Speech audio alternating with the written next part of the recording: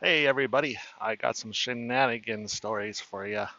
But first of all, can't quite figure out how I want to hold my camera here. I tend to like this view better, but see how it makes it look like I'm looking off to the side? It's because of the camera being on the side. So it probably is best if I just hold it this way. Then I get to stare you guys down. What do you think? Anyways, the other thing is we are in Texas and it is, well, the dashboard thinks it's 125 degrees. That is a little bit rambunctious. It's actually more like 100 degrees. It's been 100 degrees since about 10 a.m. And then, so we got our shades back up on the windows, helping keep some of that heat out. But then that means I got to have these bright interior lights on. So we got any Star Trek fans out there? So tell me, how many lights do you see, Captain? Ah, okay. I'm not. We're not gonna get that started now. There are four lights. Anyways, so like I said, back to the shenanigans.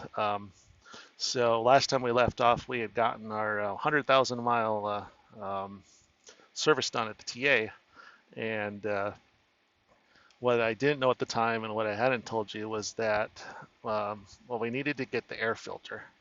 And when we went and spoke to the TA about ordering that from the Peterbilt dealership just down the street, they said, well, at least the manager on duty at the time said, we can't put in the air filter. It'll void your warranty if we do that. And we're like, what? Never heard of such a thing. So called my lease company. They said they don't know what they're talking about. Called Peterbilt. They said, yeah, there's no reason they can't put in an air filter. I was like, well, if they don't want to do it, just maybe we could just buy the air filter and I'll put it in myself. I mean, it's not that hard to put in an air filter. So, anyways, I knew that I was going to be having to drive that evening. We had a load going from Portland to uh, Los Angeles, and then so my wife was awake during the day, and I had to go to bed. So she decided that she didn't want to, and just to back it up a little bit, the the guy that was working at the TA desk didn't even want to order the parts. He wouldn't even, have a parts runner go get it or anything. So we were on our own. So Allison decided she didn't want to start her clock. We were getting a reset. She didn't want to mess that up. And she's stubborn. She didn't want to pay for an Uber to go a mile down the road. The GPS said that the Peterbilt dealership was zero point 0.9 miles away, so she decided she was going to walk and go pick up the part herself. This is all while I was sleeping. So, anyways, sometimes the GPSs will tell you the distances as the bird flies, not as the feet walk.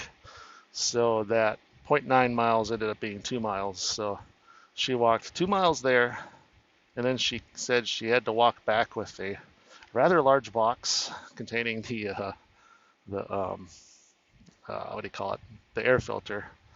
Uh, so she wasn't happy about that. She went back to the TA and said, "Okay, you guys just made me walk for this. This is ridiculous." And they're like, they couldn't understand why the other guy had said, "No, we can't put that in." So they came and put it in for us, which actually a good thing they did because I would have needed socket extensions to get to some of the sockets to take the housing apart, and I don't have them. And then she actually probably saved us some money because the Peterbilt dealership wanted to charge 1 hour of labor to do that, which would have been about $200. $200 to undo a couple of sockets and put in a filter and put the housing back on, where they charge us like $10. They should charge us anything, in my opinion, since they made Allison walk to go get the part.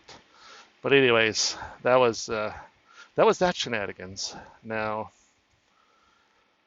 so we did a load from like I said, we went from Portland down to Los Angeles. Then we had a very short load, Los Angeles to San Diego, and then we just completed a load from San Diego to Dallas, Texas, which is where we're at now. And on the way here, I noticed that my debit card had been frozen. So I called the bank today, and I'm assuming that this happened when we were sitting at the TA there in Troutdale. I don't know for sure. I mean, it's not really possible to know, but apparently someone skimmed our card and went on a little shopping spree on some sketchy looking internet websites. Um, nope, it wasn't me. I did not go to any sketchy looking websites. But anyways, the bank had caught those transactions and blocked them and then contacted me. So, luckily I'm not out any money, but now I don't have a working debit card except for my business account, my credit card until we get back home. So we're probably going to be heading home pretty soon for just a few days to take care of that. And we also have a bunch of stuff in the mail we need to take care of. So some other shenanigans. Allison had gotten a jury summons. Back when we worked as travel nurses, I had gotten a jury summons and they would not let me out. They made me travel back home and go to it.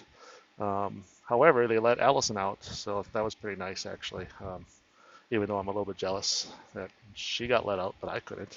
But anyways, originally we thought we were going to have to go home for the jury, but that's not the case. We just told them that, we recently leased a truck, and if we end up being shut down for, God knows how many weeks for a jury, I mean, it could put us out of business. And they said that's fine. So they'll let us. They let her out for that. So we'll be heading home shortly for that other stuff. Trying to think if there was any other news. I think that's about it up to this point. Truck's been running great. No more issues with the heating or conditioning.